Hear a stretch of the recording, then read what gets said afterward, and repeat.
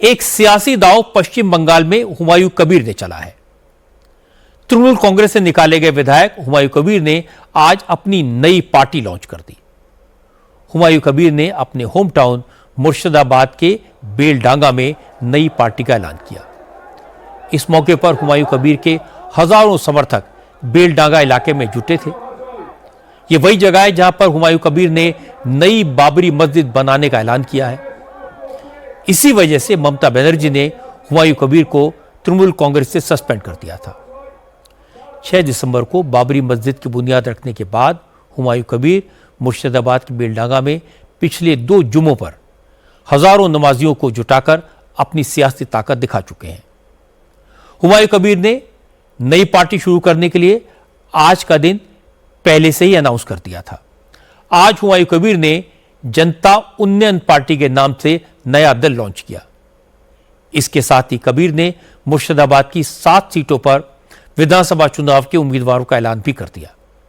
आज की तकरीर में हुमायूं कबीर के निशाने पर सबसे ज्यादा रही ममता बनर्जी। कबीर ने कहा कि अगले चुनाव में ममता बनर्जी की हार तय है। टीएमसी को 100 से भी कम सीटें मिलेंगी और वो सत्ता से बाहर हो जाएंगी। ममता बनर्जी अगले दिन सत्ता में नहीं आएगी। मैं जोर से बोल रहा हूँ, जो 100 को पार नहीं कर पाएगी। बड़ी बात बोल रहे हैं। हाँ, मैं बोल रही, अब देख लेंगे। उनको खिलाफ ही तो मैं पार्टी बनाया।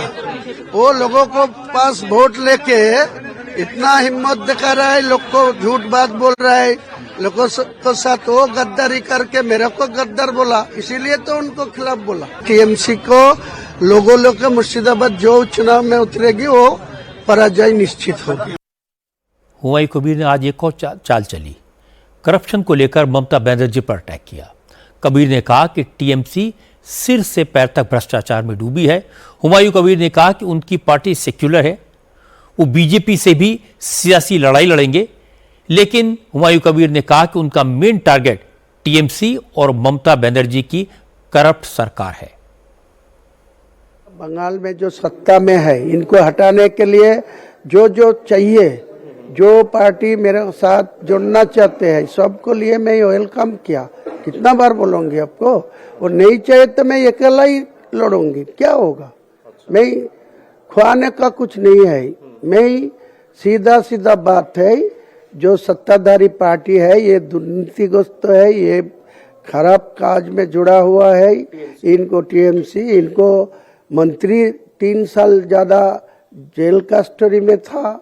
कोई चेयरमैन था प्राइमरी काउंसिल का स्टेट का, मानिक भट्टाचार्य, वो भी 2 साल जेल कस्टडी में था। आज का दिन में मुर्शिदाबाद का एक तृणमूल का विधायक बड़ुआ जीवन कृष्ण शाह, वो भी जेल कस्टडी में अभी भी है।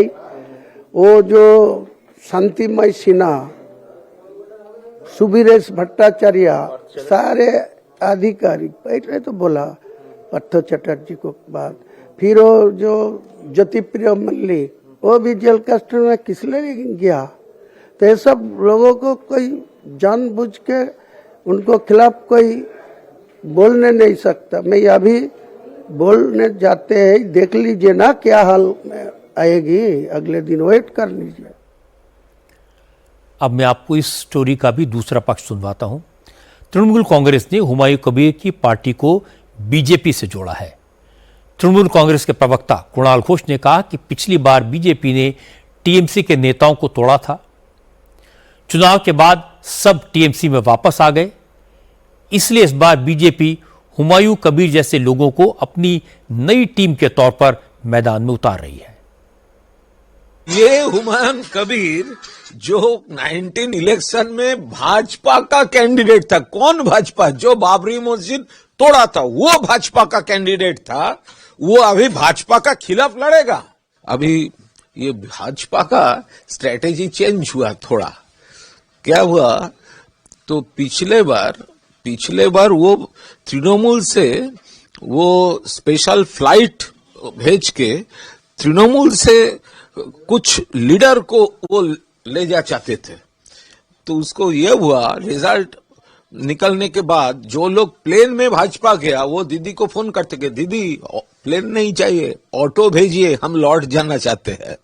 तो इस बार बीजेपी का जो स्ट्रेटेजी है, तृणमूल से आदमी लेकर इस टाइम वो बी टीम, सी टीम, डी टीम, वो मास्क पहना के तो कुछ लोगों को ये पॉलिटिक्स का बाजार में उतार दिया वोट डिवाइड करने के लिए। उसका मेन टारगेट है एंटी भाजपा वोट डिवाइड करके भाजपा को फायदा देना। तो ऐसा कुछ लोग मैदान में हैं। ये बात सही कि हुमायूं कबीर कांग्रेस में रहे, बीजेपी में आए, तृणमूल कांग्रेस में रहे, फिर तृणमूल कांग्रेस में आ गए। और हुमायूं कबीर ने बाबरी मस्जिद बनाने का सिलसिला इसलिए शुरू किया कि वो अपनी पार्टी बनाएं, फंड इकट्ठा करें और ममता बनर्जी को चैलेंज करें। अब हुमायूं कबीर को लेकर टकराव बीजेपी और तृणमूल कांग्रेस के बीच है, अलग तरह का टकराव। तृणमूल कांग्रेस यह साबित करने की कोशिश करेगी कि हुमायूं कबीर बीजेपी के एजेंट हैं, बीजेपी ने उन्हें खड़ा किया है।